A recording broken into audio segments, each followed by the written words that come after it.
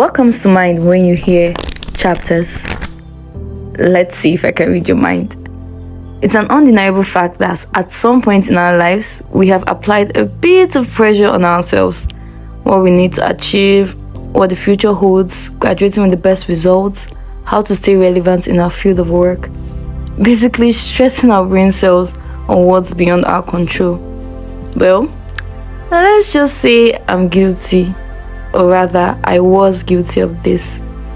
You'd be surprised to know how much this costs us and robs us of the excitement in our lives. I, for one, can say that this affected my creative process.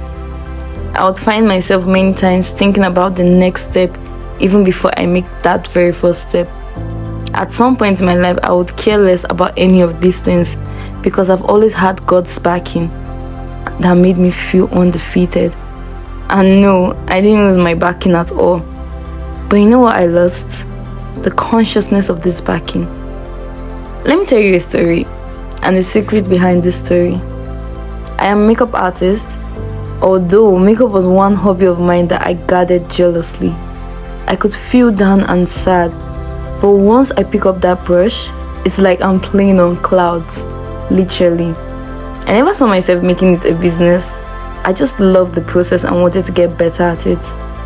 Fast forward to today, it's a big business for me. So back to the story. One day, I decided to do something creative with makeup, and I got so excited. I felt unstoppable. I felt like you couldn't tell me nothing. That right there was a big idea for me. I decided to film the makeup process from beginning till the end, and the content creation was hard. But I did it okay. I filmed it, edited, and I loved how everything was looking. I felt like people were not ready to see this masterpiece. I was so excited. So I posted it on Instagram and waited to see if people liked it as much as I did. Guess what? They didn't. In fact, that was the very first time I ever got a negative comment on any of my works. I never knew such a comment would get to me as much as it did. Of course, I was at this denial stage where I told myself that I cared less about what anyone thinks. But something happened to my mind that day. I became reluctant to do what I claimed to love the most. I would get a certain anxiety to open up the app and post more.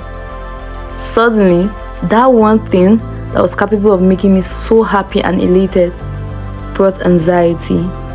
I started to see my jobs and creations as less than, but based on the expectations of people.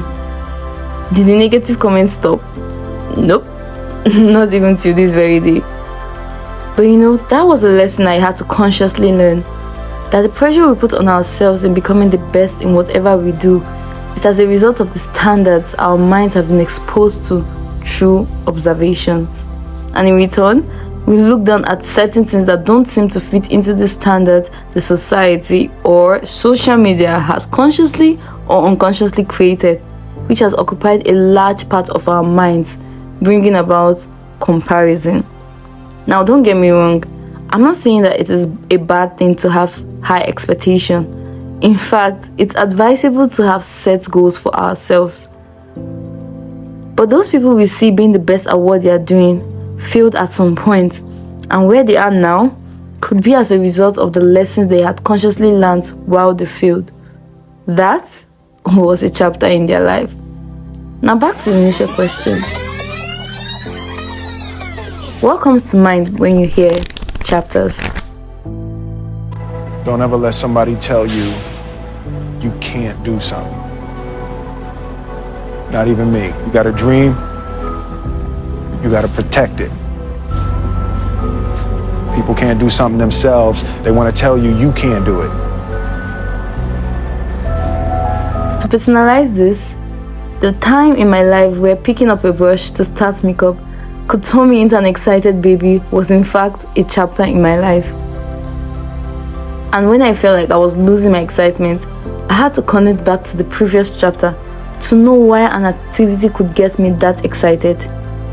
And that's when I knew that I permitted what I loved so much to bring about anxiety, because I didn't allow myself enjoy the learning process, but got so caught up with what other people were expecting the end result to look like and eventually scared of disappointing and then being criticized for not being the best.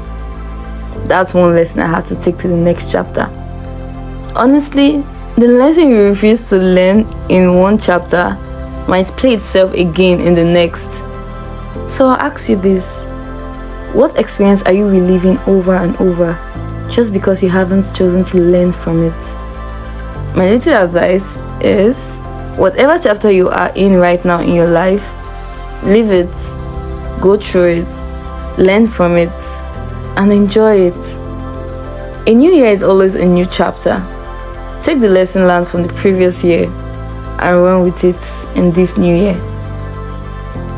Oh yeah, before I forget, I'd love to seize this opportunity to extend my gratitude to you. Yes, you, for being a part of this chapter of my life. Looking forward to experiencing the next with you.